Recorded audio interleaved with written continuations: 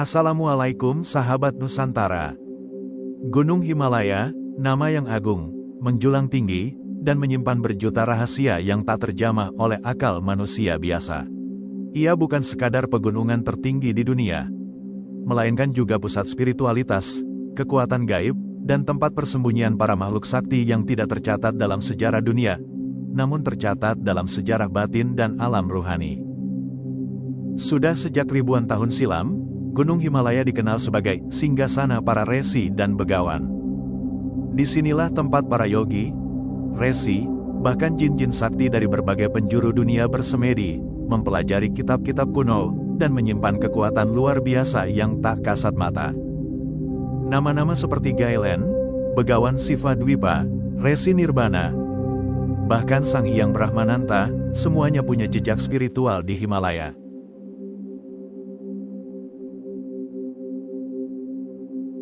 Kitab itu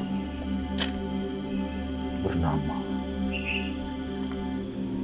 Saraska Sekta Dipaseka Dewata Kusuma. Fotokopian yang ada itu. Kitab itu untuk menguasai 3 unsur: air, laut, darat.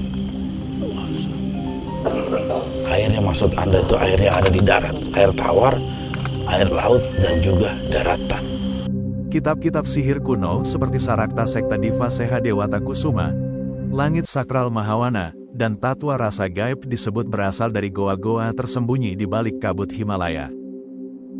Kitab-kitab ini bukan untuk manusia biasa, melainkan untuk mereka yang telah dibuka hatinya, yang telah menaklukkan hawa nafsu, dan yang mampu menanggung beban ilmu yang tidak ringan.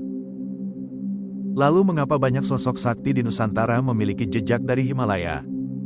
Jawabannya terletak pada jalur migrasi ruhani dan penyebaran spiritual.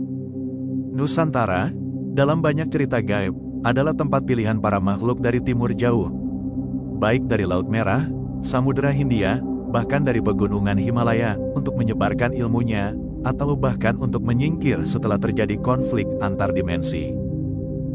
Sosok seperti Gailen, yang dikenal sebagai Raja Jin Sakti sebelum keislamannya, disebut pernah berguru dan bersemedi di Himalaya. Para sang hyang yang menjadi penyeimbang alam Nusantara, bahkan Syekh Hashim Bahadur, juga disebut pernah menyentuh energi Himalaya sebelum membawa misinya ke tanah Jawa dan sekitarnya. Himalaya bukan hanya pusat meditasi dan ilmu putih, tapi juga tempat para penyihir tingkat tinggi dari kalangan jin maupun manusia mengasah kekuatannya. Di sana ada apa yang disebut sebagai perpustakaan gaib alam tengah, tempat terkumpulnya ratusan manuskrip rahasia yang hanya bisa diakses oleh para penjaga alam atau mereka yang diberi izin oleh para begawan Himalaya. Bahkan menurut sebagian kalangan spiritual tinggi di Nusantara, Himalaya adalah gerbang antara dimensi langit dan dimensi bumi. Banyak jalur gaib dari Himalaya yang terhubung langsung ke titik-titik keramat di Nusantara, seperti Gunung Padang, Gunung Lawu, hingga Keraton Gaib Ujung Kulon.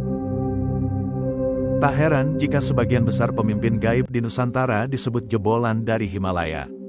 Mereka membawa misi besar, entah itu untuk menyebarkan cahaya atau mempertahankan kekuatan lama yang sudah tertanam sejak ribuan tahun. Beberapa membawa ajaran hak, namun tidak sedikit pula yang menyimpang dan menjadikan ilmu sebagai alat kekuasaan. Lalu, apakah Himalaya saat ini masih menyimpan mereka? Jawabannya adalah iya. Dalam dunia gaib, waktu tidak berjalan seperti waktu manusia. Di puncak-puncak yang tak bisa dijamah pendaki, di balik awan dan dimensi ruhani yang tertutup, masih ada para penjaga, guru-guru ruhani, bahkan pasukan tak terlihat yang menjaga keseimbangan bumi dari kehancuran. Misteri Gunung Himalaya akan terus hidup, selama masih ada manusia yang mencari kebenaran sejati, dan selama masih ada makhluk gaib yang menjaga ilmu suci di balik kabut gunung agung itu.